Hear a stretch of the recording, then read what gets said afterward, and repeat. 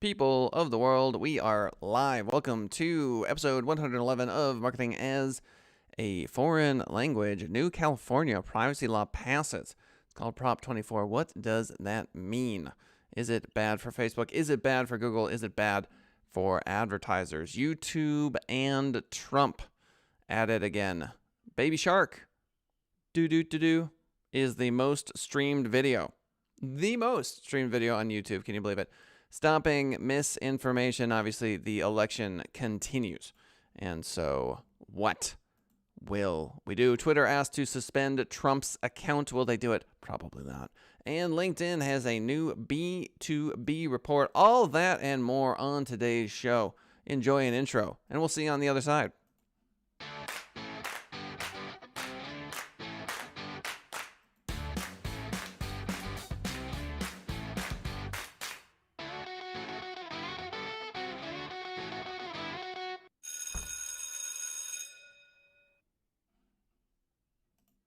All right, so is Prop 24 bad for Facebook? This is from businessinsider.com. All links to all descriptions right there in the description. All links to all articles. California voters just passed Proposition 24, a ballot measure that expands the state's existing privacy laws and scales back the amount of data that big tech companies are allowed to collect on people. Obviously, there's going to be a lot of nuance here. I will argue on behalf of Google and Facebook for a moment, and then I'll argue against them. So Google and Facebook have been beaten up, obviously, a lot lately. They deserve to get beaten up. They deserve to testify in front of Congress. That being said, Facebook is a pretty incredible machine. The AI is amazing. I actually have a long-lost sister, Dr. Hoffner Perlman, who I would not know, I don't think, if it were not for Facebook. So it really does connect people around the world, and it really is an amazing tool. That being said, the amount of data that they are harvesting allows people to do things that are as crazy as targeting their roommate with ads that are so specific that they are able to literally target a single person.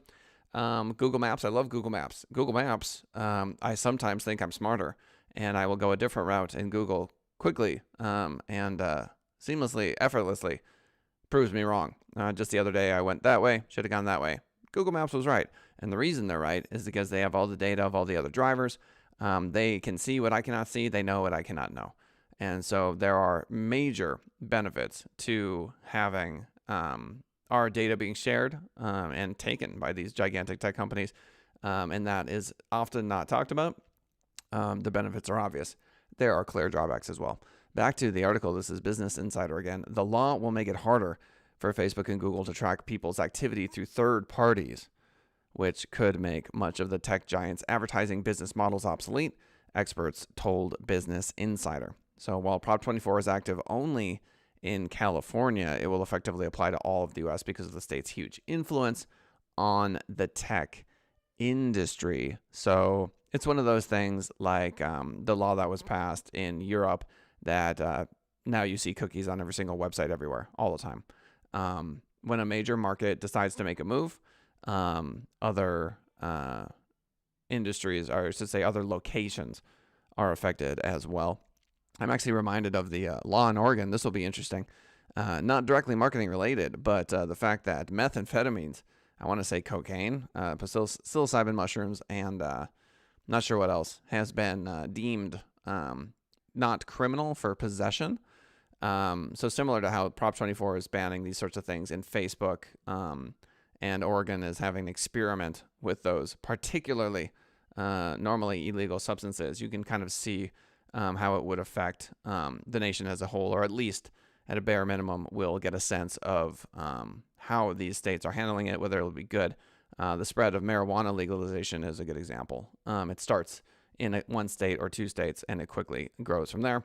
Will this be the case with Prop 24? We will have to wait and see. The law will strengthen existing privacy measures in California, allowing consumers to stop businesses from selling or sharing their personal information, including race, religion, genetic details. You've got to wonder with, I forget what that site, 23andMe. I did 23andMe. My DNA is in some sort of gigantic who knows what. And if you're feeling Orwellian, you might look at that and think, oh, why would you ever give your DNA to a third-party company? And, you know, there may be some truth to that. There may be clones. There may be Kellen clones in the future because of 23andMe. Anyway, genetic details being added to privacy measures. So apparently fighting for our genetic privacy is also on the table. Geographic location and sexual orientation, all of this from businessinsider.com. So Prop 24, for a deeper dive, obviously, Google it. YouTube and Trump video. So this from CNBC.com. YouTube said it won't remove a video that claims Democrats are committing voter fraud against Republican ballots, despite admitting the video undermines confidence in elections. So the continued policing of the internet during the election will continue. It is interesting to me how the different social media sites are taking different stances. We had Twitter get absolutely blown up, had to testify in front of Congress. Dorsey, we covered that at length. Check out our previous videos if you want more information on that. So where they choose to take a stand will have either conservative or liberal voices angry at them. They're pretty much having to choose a political side. A lot of gray area here. The video titled Trump Won and posted by right-leaning media organization One American News Network on YouTube Wednesday morning shows the anchor Christina Bobb saying President Trump won 4 more years in the office last night. We talked about this. This will come as a surprise to absolutely no one that Trump is going to claim that he won. We knew he was going to do this. Not surprising at all. What's more interesting is how the social media websites are planning to allow it or not allow it, and there are reasons why. So the video continues to make unsubstantiated claims of rampant voter fraud against Republican ballots while urging viewers to take action against Democrats. It has more than 300,000 views. Google-owned YouTube policies say it will remove content encouraging others to interfere with the democratic process, such as obstructing or interrupting voting procedures. Last month, the company tightened its policies to include removing targeted conspiracy theory-driven videos that may result in real-life violence. So, obviously, this is a case-by-case basis.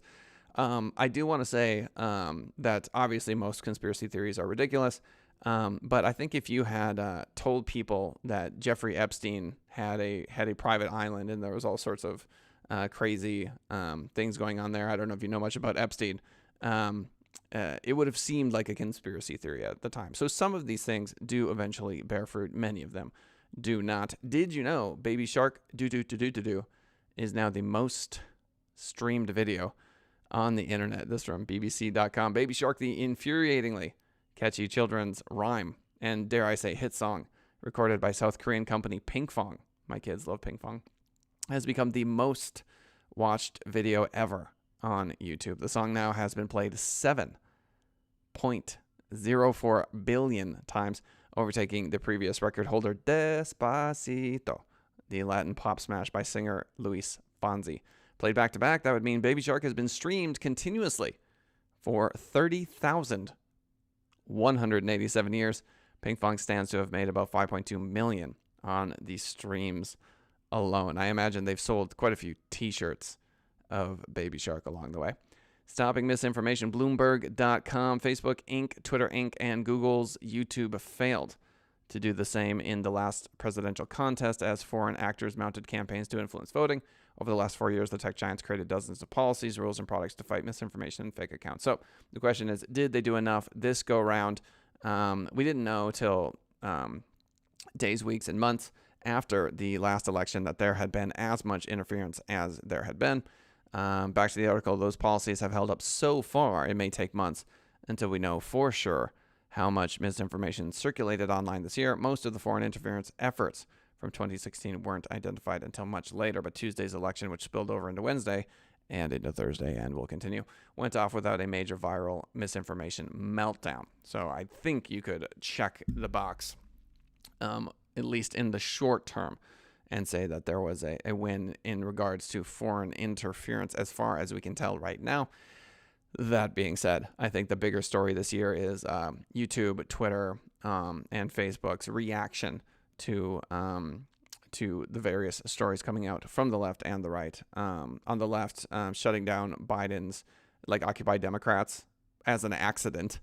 And then, of course, the New York Post story with CEO Jack Dorsey. Of course, conspiracy theories did crop up, even if they failed to gain traction. False narratives included the idea that poll workers in Pennsylvania were trying to steal the vote. that workers in Arizona invalidated ballots by asking people to fill them out with Sharpie pens, but such posts only saw shares and likes in the thousands, not millions, so nothing really took off. So Facebook clearly doing a lot of work to stop the spread of misinformation. Twitter asked to suspend Trump's account. Representative David Cicilline, a Democrat from Rhode Island, on Wednesday urged Twitter to suspend Trump's Twitter account for posting lies and misinformation at a breathtaking clip, according to Representative Cicilline. In a tweet, Cicilline, chairman of a House Antitrust Committee, called Trump's repeated false claims of victory in the presidential race and charges of fraud a threat to our democracy. Twitter did not respond. So Twitter, I think, for the representative from Rhode Island, this is not surprising that a Democrat would come out and say this. Ultimately, it's up to Twitter. They've gotten in a lot of hot water. I think they're just having to pick and choose their battles at this point in regards to how they want to proceed. That is not an easy job. And I think it's clear that a lot of the president's hyperbole is not true. Declaring he's won, and that's obviously not the case. But I think by and large, the American people understand that. And I do mean by and large, not small pockets of folks. LinkedIn's new B2B report. If you're on LinkedIn and you are interested in advertising to other businesses, there is a new report that you may find interesting. This from searchenginejournal.com. LinkedIn's new company engagement report is rolling out. It'll let you know total engagement levels calculated by taking the sum of ad engagement, organic engagement, and website visits.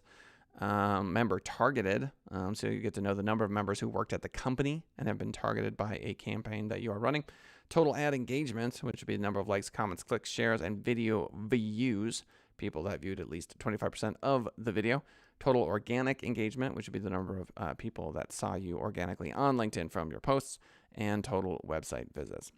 So, ladies and gentlemen, if you want to join us for the live show, you have any questions, leave a comment in chat, that sort of stuff. 10:30 a.m. Pacific Standard Time is when we are here. You can check us out on Spotify and a number of other podcast avenues like iTunes, etc. Simply type in marketing as a foreign language into YouTube, and boom, you found us. So in summary, Prop 24, bad for Facebook, bad for Google. Will it expand? Probably. I think this back and forth is unlikely to stop anytime soon. It's not surprising to me that California is leading the attack here. Probably bad for advertisers, people who own advertising agencies like yours truly. But ultimately, if it's a level playing field and no other advertiser can do it either, it doesn't really, I would argue, have that big of an effect. I think we can still do a great job with a little bit less data about the folks that we are targeting with ads. YouTube and Trump video. So YouTube, not taking down the video. Again, I don't think they want to fight that fight, even if it's clear that what's being said is not true. I think the free speech argument, at least in Google's ethos, still rings true. Choosing not. They can demonetize, and they often do, but taking down the video itself is a step too far for YouTube. Baby Shark, I don't know if you've listened to Baby Shark, but I recommend playing it in headphones as you go to bed every night. It's been proven to cause enlightenment. 7 billion times. Unbelievable. Stopping misinformation, Facebook, Twitter, and Google's YouTube.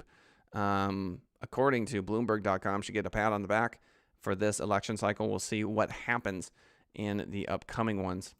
Twitter asked to suspend Trump's account. Yeah, of course. I understand. If I were a Democratic